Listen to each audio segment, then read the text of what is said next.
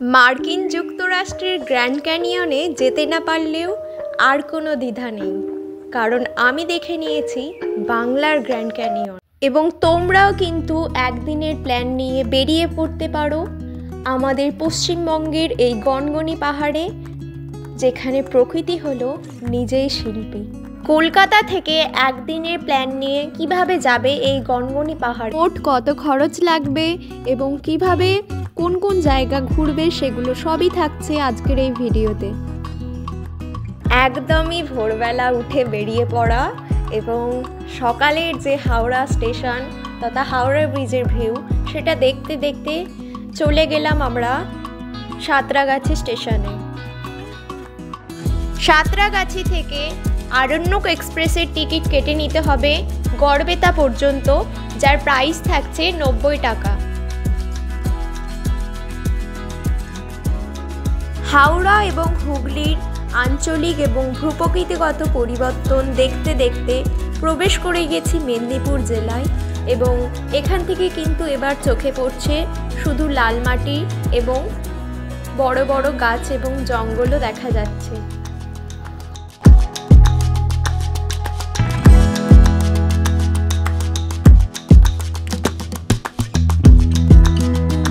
ভাগ্য করে জানলার পাশে সিটটাও পেয়েছি এবং এই ট্রেন থেকে ভিউটা কিন্তু সত্যি দারুণ ছিল।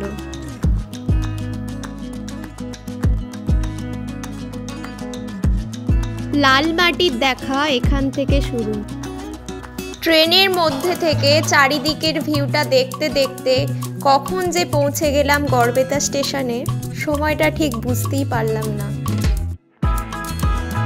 স্টেশনের একদম পাশেই কিছু টোটো ছিল, মাত্র 20 টাকা ভাড়া দিয়ে চলছি আমরা গনগনির পথে।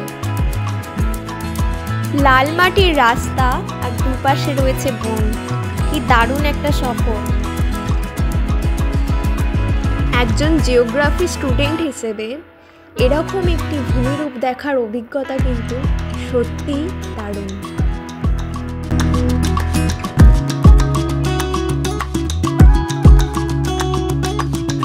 সামনের দৃশ্যটা দেখে যেন মনে হচ্ছে ক্যানভাসে আঁকা যেন ছবি। দিনটা ছিল মেঘলা, সূর্যের আলোটা যদি আরও তীব্র হতো তাহলে রূপটা হয়তো আরও ভিন্ন রকম হতো। এই জায়গাটি সত্যি গ্র্যান্ড ক্যানিয়ন অফ বেঙ্গল।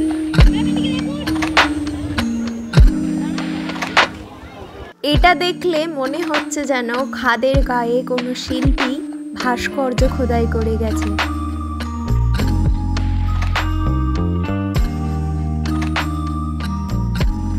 প্রাকৃতিক নিয়মে বছরের পর বছর ধরে ভূমিক্ষয় এবং শিলাবতীর ছোঁয়ায় জন্ম নিয়েছে এই গ্র্যান্ড ক্যানিয়ন।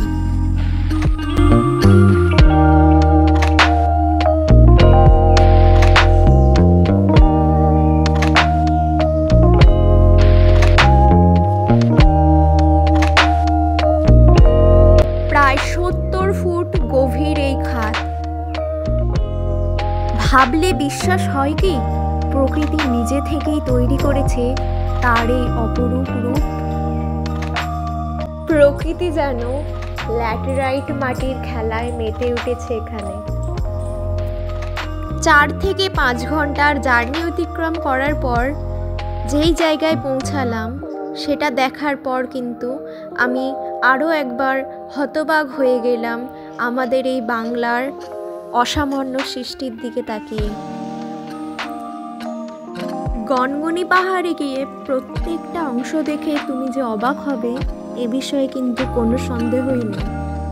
সামনে থেকে ভিউগুলো কিন্তু আরও সুন্দর লাগছিল, আর এটা একদমই সত্যি, প্রকৃতিকে কখনো ক্যামেরা বন্দি করা যায় না।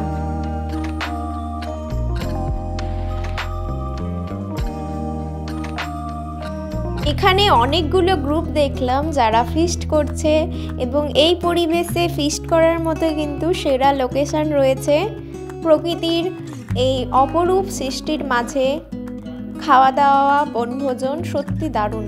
এই রুক্ষ সূক্ষ্ম পরিবেশের মধ্যেও গাছ ছিল এখানে, কারণ পাশেই ছিল শিলাবতী নদী। এই খাদের পথ ধরে হাঁটার মজা কিন্তু আলাদাই ছিল।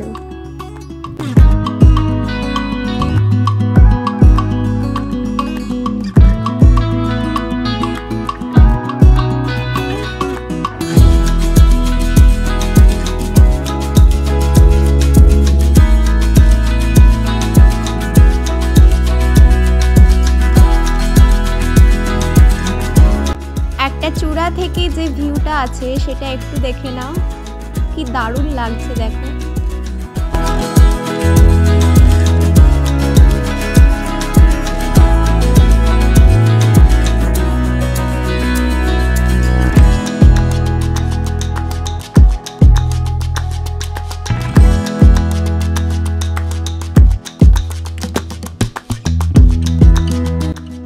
এক কথায় অপূর্ব।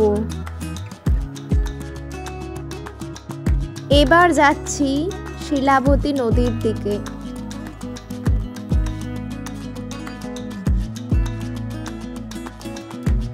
দেখতে পাচ্ছ গনগনিতে পর্যটকের ভিড়ে কিন্তু ঠাসা। আর এখানে কিন্তু প্রত্যেকেই একটা কম্পিটিশনে বিজি ছিল, সেটা হলো প্রকৃতির সাথে নিজেকে বেস্ট লোকেশনে ক্যামেরা বন্দি করতেই হবে। দেখতে পাচ্ছ সকলের হাতেই ফোন এবং প্রত্যেকজন পোজ দিচ্ছে এক একভাবে। এখানে ছিল গুহার মতো একটি অংশ।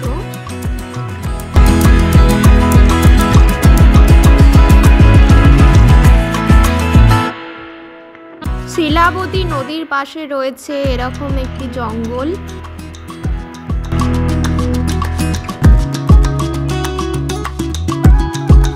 এই যে সামনে রয়েছে সেই শিলাবতী নদী। এই নদী দীর্ঘদিন তার ক্ষয়কার্যের মাধ্যমে তার প্রবাহ পথে সৃষ্টি করেছিল এই গনগনি পাহাড়।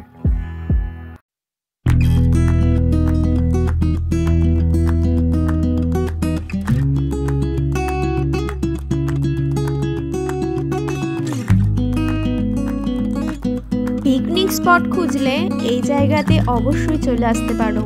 দেখতে পাচ্ছ নদীর আশপাশে, নদীর দুই পাড়েই কিন্তু পিকনিকের আয়োজন চলছে।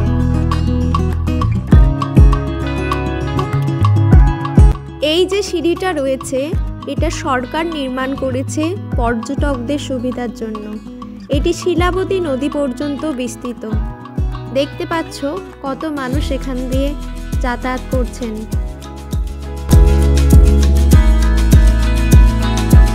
যারা ভাবছো এখানে একটা দিন থাকবে তারা কিন্তু এই রিসর্টে চলে আসতে পারো। একদমই কাছে গনগনি পাহাড়ের, মাত্র 5 টাকা এন্ট্রি ফিস রয়েছে এখানে। হোটেল রেস্টুরেন্ট এখানে পেয়ে যাবে এবং ওয়াচ টাওয়ারটা কিন্তু এখানেই রয়েছে।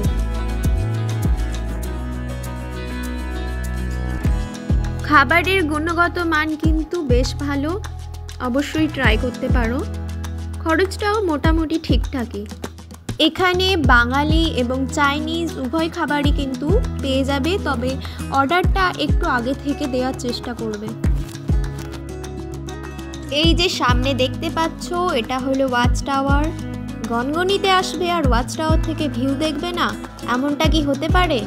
অবশ্যই এখানে উঠবে এবং উঠে বেস্ট ভিউটা তোমরা কিন্তু দেখতেই পাবে।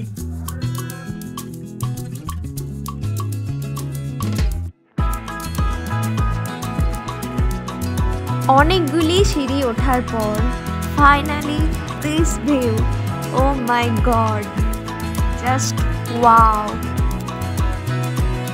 এখান থেকে পুরো গনগনির ভিউটা কিন্তু খুব পরিষ্কারভাবে দেখা যাচ্ছে। ওই যে দূরে দেখা যাচ্ছে কত ট্রাভেলার গাড়ি এবং পিকনিকের ব্যবস্থাও কিন্তু এখান থেকে পরিষ্কার দেখা যাচ্ছে।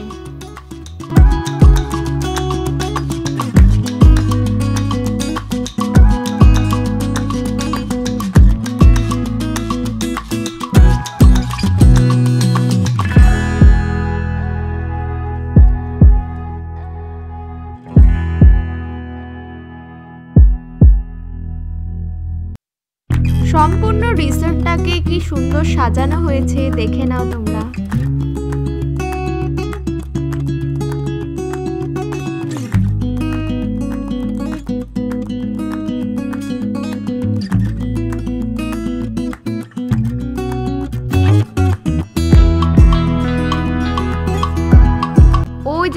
যাচ্ছে নদী বাঁক।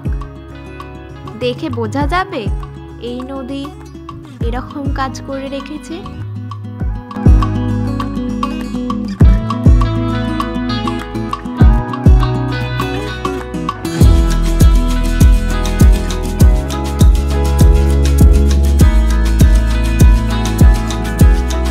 বাচ্চাদের জন্য কিন্তু একটা ছোট্ট পার্কের মতো অংশ রয়েছে এখানে, যেখানে দেখতে পাচ্ছ অনেক বাচ্চাই খেলা করছে।